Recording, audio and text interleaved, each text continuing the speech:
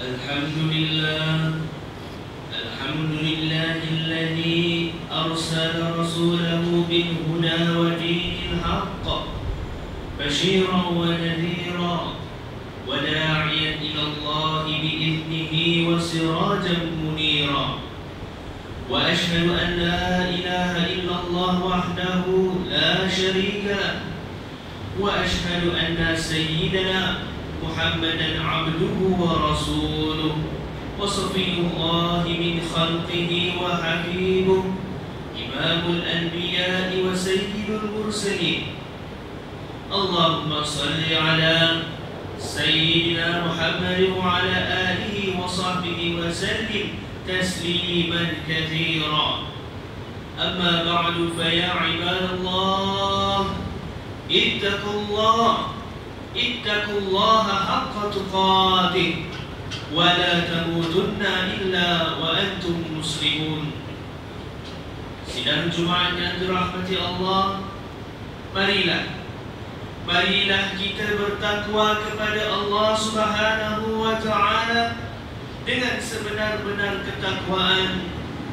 Ketahuilah, setiap yang kita lakukan di dunia ini akan diperhitungkan, dan setiap lafaz yang diucap akan dihisab oleh Allah Subhanahu wa Ta'ala.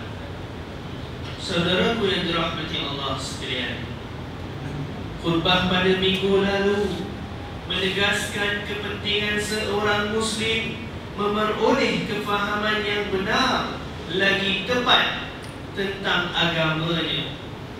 Terlalu banyak dalil daripada Al-Quran dan Sunnah Rasulullah SAW yang menitik beratkan kepentingan memahami maksud di sebalik suatu teks agama.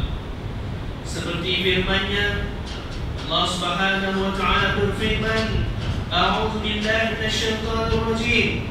Bismillahirrahmanirrahim. Kitabun anzalnahu ilaika mubarakun liyadabbaru ayatihi wa liyatadhakkara ulul albab. Sadaqallahul azim.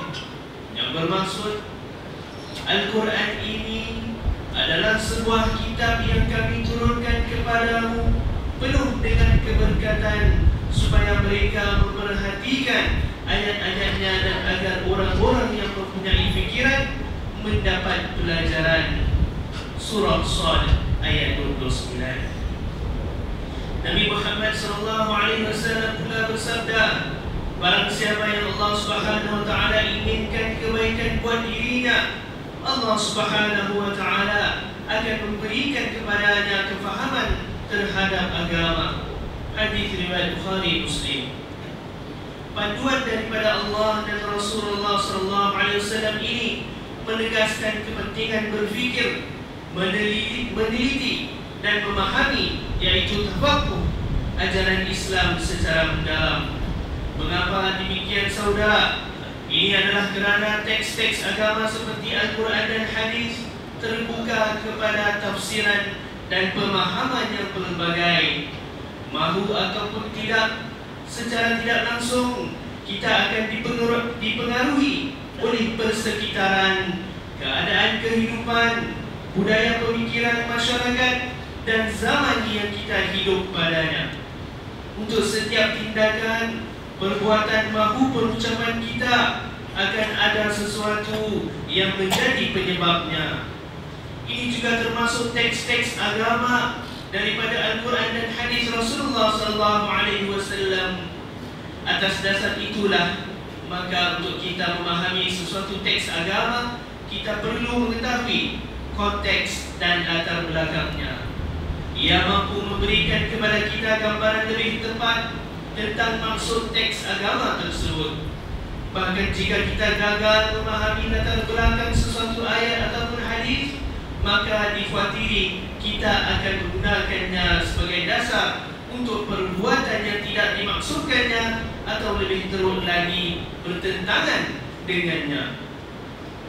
Ilmu tersebut dikenali sebagai ilmu asbabun nuzul, iaitu ilmu yang membicarakan tentang sebab penurunan ayat-ayat suci Al-Quran serta menjelaskan kisah serta konteksnya. Adapun ilmu yang membicarakan tentang konteks dan latar belakang sesuatu hadis dikenali sebagai ilmu asbab wurudul hadis. Maka melalui penguasaan kedua-dua ilmu ini, ia mampu memberikan kepada kita gambaran umum akan latar belakang sesuatu ayat ataupun hadis Nabi sallallahu alaihi wasallam. Saudaraku yang dirahmati Allah, memahami latar belakang dan konteks tidak hanya terbatas kepada teks-teks agama, bahkan ia juga diperlukan bagi memahami penulisan para alim ulama. Tidak dapat kita nafikan bahawa para ulama telah meninggalkan suatu khazanah pewarisan ilmu yang amat berharga. Mereka telah menyumbang buah fikiran dan tenaga dan menghasilkan karya-karya yang berbagai bagi menjelaskan agama dan teks-teks agama. Akan tetapi saudaraku sekalian, di waktu yang sama, kadang-kala ketika kita membaca sebahagian daripada kitab-kitab tersebut, kita mendapati kenyataan ataupun interpretasi yang seakan-akan bercanggahan dengan realiti kehidupan di zaman ini. Dan sekiranya kita ingin menerapkan pendapat serta interpretasi itu di zaman ini, ia bukan sahaja boleh mengelirukan, akan tetapi boleh mendatangkan kesan-kesan yang negatif. Sebagai contoh, ketika kita membuka lembaran kitab-kitab fiqh karangan ulama ratusan tahun dahulu, kita mendapati sebahagian daripada mereka memberikan penumpuan kepada hukum wajib berhijrah daripada negara yang bukan Islam, yang dinamakan sebagai Darul Harb, yang bermaksud negara konflik, dan berhijrah kepada negara Islam ataupun dikenali sebagai Darul Islam. Pendapat yang dikongsikan para fuqaha tersebut diwarnai situasi kehidupan serta keadaan sosial masyarakat serta politik yang berbeza dengan realiti kehidupan di zaman ini. Penulisan mereka bertujuan untuk memberi penjelasan kepada masyarakat yang hidup di dunia yang menyaksikan konflik antara agama yang silih berganti. Di zaman itu, mereka tidak dapat membayangkan suatu situasi di mana orang Islam boleh hidup dengan aman dengan yang bukan Islam di satu negara. Adapun dengan perubahan sistem pentadbiran keseluruhan negara kepada sistem kewarganegaraan dan juga melalui perundangan antarabangsa yang memberikan kebebasan kepada setiap insan untuk bergerak dan bermastautin di suatu negara tanpa mengambil kira latar belakang maupun agamanya. Pembahagian dunia seperti mana yang disarankan dalam kitab-kitab fiqh tidak lagi sesuai. Ini merupakan pandangan ramai ulama-ulama kontemporari seperti Syekh Abdullah Bayyah dan sebagainya. Maka saudara yang dirahmati Allah, dengan kita memahami latar belakang dan situasi kehidupan sosial, keagamaan dan juga realiti kehidupan yang menyubuhi suatu penulisan, ia memberikan kepada pembaca satu gambaran umum mengapakah kenyataan ataupun fatwa yang sedemikian dikeluarkan. Penjelasan ini adalah penting kerana kita mendapati sebahagian golongan zaman ini kerana tidak memerhatikan konteks serta latar belakang suatu teks agama maupun penulisan ulama, mereka seolah-olah hilang keyakinan terhadap agama dan diri sendiri.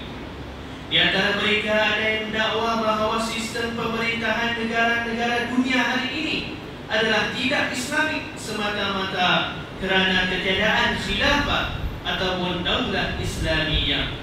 Dan Muslim yang tinggal dalam suasana negara seperti Singapura ini seolah-olah tidak akan dapat menyempurnakan keimanannya, maka hasilnya mendapat ulama yang berumur ratusan tahun lamanya, yang berlatar belakang konteks yang tertentu dicungkil kembali dan diterapkan bagi mereka yang hidup di kurun yang ke-21 ini.